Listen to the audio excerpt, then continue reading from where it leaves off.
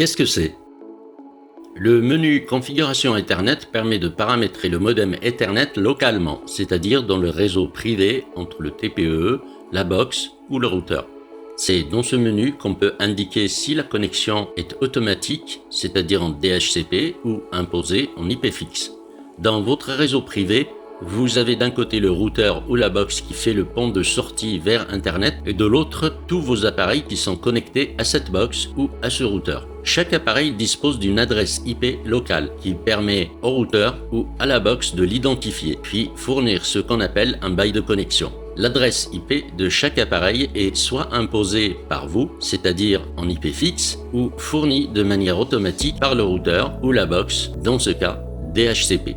Dans l'administration de la box ou le routeur, on peut imposer une gestion en IP fixe, en DHCP ou même les deux. En général, si l'appareil qui vous permet d'aller sur Internet est une box, celle-ci est configurée automatiquement pour supporter le DHCP et les ports de sortie sont déjà configurés. Dans ce cas, il suffit de configurer le TPE en DHCP pour qu'il se connecte sans souci. Les ports sont des ports qui permettent d'indiquer à un appareil distant l'application cible qui va gérer la communication avec le terminal.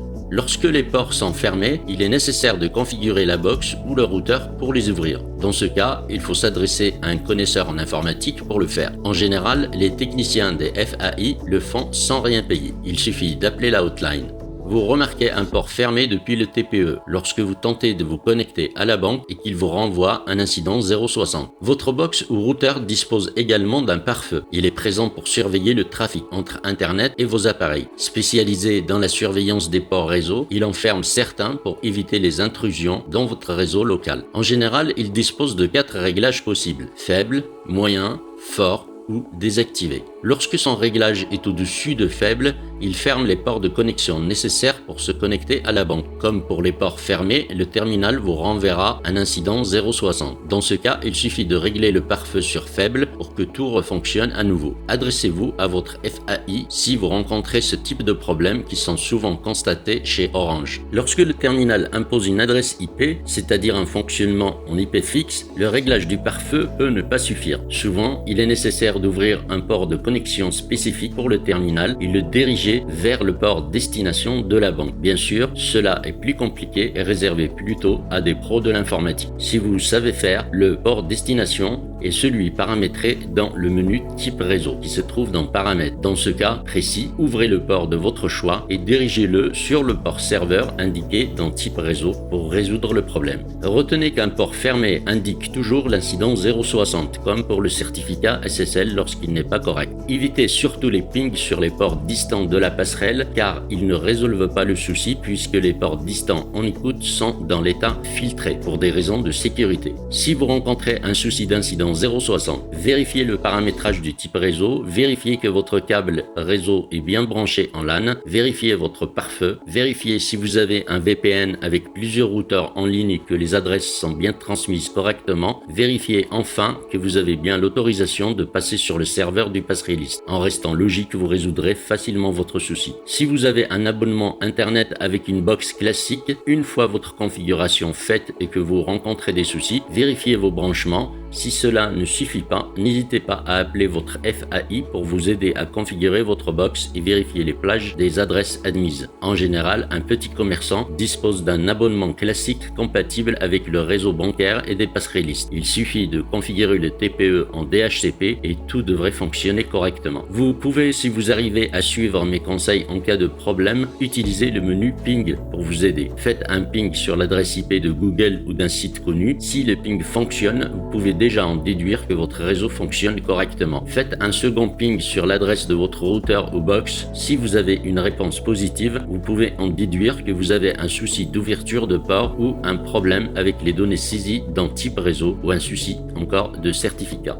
Ce qu'il vous faut avant, selon les réglages que vous souhaitez. En DHCP, vous n'avez besoin de rien. Cette configuration est conseillée pour le commerçant de base sans connaissance particulière. En IP fixe, il faut l'adresse IP pour le terminal, l'adresse IP du routeur ou de la box, le masque de réseau. En IP fixe, par exemple style VPN, vous pouvez aussi avoir besoin des DNS 1 et 2. Comment obtenir l'adresse de la box et vos informations sur un PC? Ouvrez la console Windows en cliquant sur le bouton Démarrer puis Rechercher ou recherchez directement sur Windows 10. Saisissez dans le champ de recherche Invité de commande ou console. Cliquez sur Invité de commande pour ouvrir une fenêtre noire. Saisissez ipconfig/all. Selon votre type de connexion Wi-Fi au câble, faites défiler la fenêtre jusqu'à carte Ethernet ou carte réseau sans fil. Relevez les informations suivantes. Adresse IPv4, masque de sous-réseau, passerelle par défaut. Voilà, vous avez ce qu'il vous faut. Comment obtenir l'adresse IP de la box avec le terminal? Lorsque vous allez paramétrer le terminal, choisissez d'abord la méthode DHCP. Une fois la configuration terminée, choisissez le menu Imprimer et regardez sur le ticket à la section DHCP. Il vous fournira normalement les IP corrects de la box et du masque. Vous pouvez ensuite paramétrer le TPE en IP fixe. Voir la suite pour en savoir plus. À savoir, pour quitter à tout moment la procédure suivante, appuyez sur le bouton rouge plusieurs fois jusqu'à retour au menu principal. Pour effacer un contenu quelconque, utilisez le bouton jaune. Pour valider, utilisez le bouton vert. Pour vous déplacer dans le menu, utilisez les flèches de navigation. Lorsque vous saisissez des données, ne vous trompez jamais, sinon vous aurez des problèmes de connexion. Comment paramétrer? Depuis l'écran d'accueil débit, montant ou initialiser une application, appuyez sur la touche F pour faire apparaître le menu Fonctions. Sélectionnez à l'aide des flèches de navigation si ce n'est déjà fait, Talium Manager puis validez avec le bouton vert en bas à droite du clavier. Vous pouvez aussi appuyer sur le chiffre marqué à gauche de Talium Manager qui est normalement le 0. Vous voyez maintenant le menu Talium Manager. Sélectionnez à l'aide des flèches de navigation si ce n'est déjà fait, Initialisation puis validez avec le bouton vert en bas à droite du clavier. Vous pouvez aussi appuyer sur le chiffre marqué à gauche de Initialisation qui est normalement le 5. Vous voyez maintenant le menu Initialisation. Faites défiler le menu à l'aide des flèches de navigation jusqu'à sélection de Matériel, puis validez avec le bouton vert en bas à droite du clavier. Vous pouvez aussi appuyer sur le chiffre marqué à gauche de Matériel qui est normalement le 2 ou le 3 selon les options de l'appareil. Le menu Matériel apparaît alors. Faites défiler à nouveau le menu à l'aide des flèches de navigation jusqu'à sélection de Conf Ethernet, puis validez avec le bouton vert en bas à droite du clavier. Vous pouvez aussi appuyer sur le chiffre marqué à gauche de Conf Ethernet qui est normalement le 2. Si vous ne voyez pas ce menu, débranchez le câble Ethernet. Appuyez sur le bouton jaune et point jusqu'à entendre un bip puis relâchez. Votre appareil redémarre puis se retrouve à l'écran principal débit. Rebranchez le câble réseau et refaites l'opération pour revenir au menu matériel. Vous voyez maintenant le menu Conf Ethernet. Ici, vous avez plusieurs choix possibles. Commençons par une configuration simple en DHCP. Faites défiler le menu à l'aide des flèches de navigation jusqu'à sélection de Boot Proto puis validez avec le bouton vert en bas à droite du clavier. Vous pouvez aussi appuyer sur le chiffre marqué à gauche de Boot Proto qui est normalement le 1. Le menu Boot Proto apparaît alors avec deux choix. Faites défiler le menu à l'aide des flèches de navigation pour atteindre DHCP. Validez avec le bouton vert en bas à droite du clavier ou appuyez simplement sur le chiffre marqué à gauche de DHCP, normalement le 2. Le TPE revient au menu Config Ethernet. Faites défiler le menu à nouveau à l'aide des flèches de navigation jusqu'à débit. Validez avec le bouton vert. Vous pouvez aussi appuyer sur le chiffre marqué à gauche de débit qui est normalement le 7. Le TPE affiche le menu débit avec deux choix possibles. Sélectionnez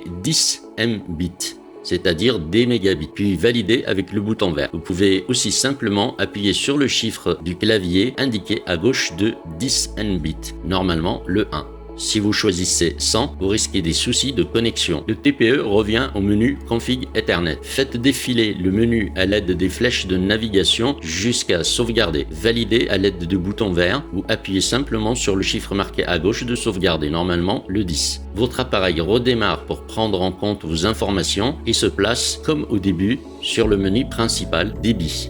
Votre configuration DHCP est terminée. Il ne reste plus qu'à tester en faisant un appel ou une initialisation. Ce que vous devez savoir.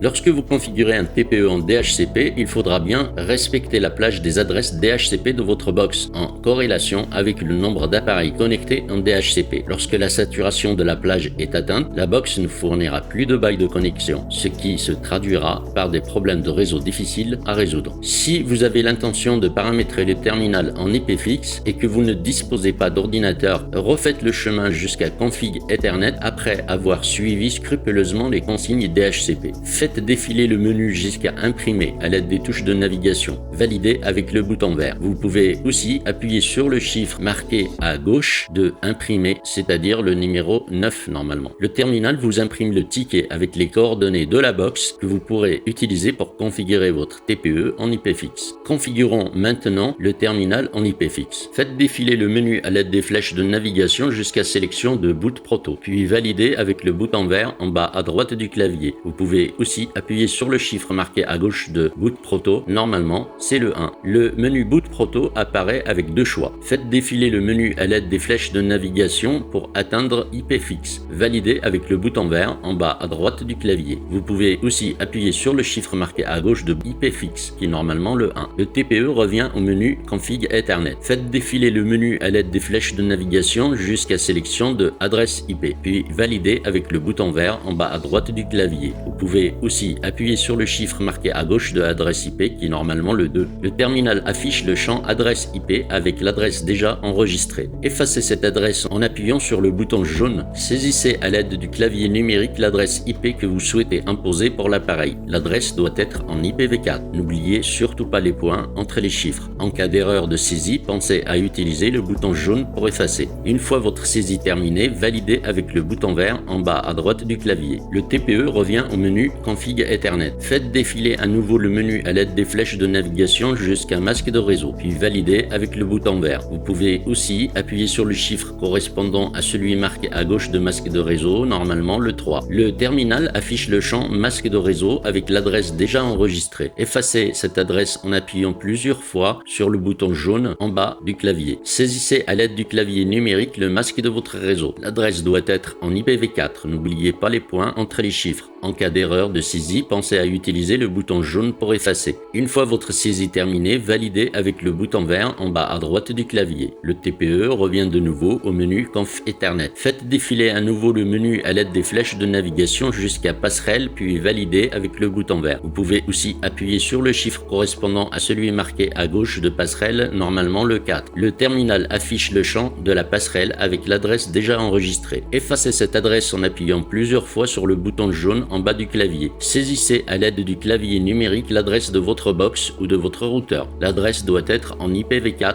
et n'oubliez surtout pas les points entre les chiffres. En cas d'erreur de saisie, pensez à utiliser le bouton jaune pour effacer. Une fois votre saisie terminée, validez avec le bouton vert en bas à droite du clavier. Le TPE revient au menu Config Ethernet. Si vous souhaitez tester l'adresse de votre routeur ou box, utilisez le menu Ping. Faites défiler le menu Conf Ethernet jusqu'à Ping à l'aide des boutons de navigation, puis validez avec le bouton vert. Le menu Ping s'affiche et le terminal vous invite à saisir l'adresse IP. Saisissez l'adresse avec le clavier numérique. N'oubliez pas les points.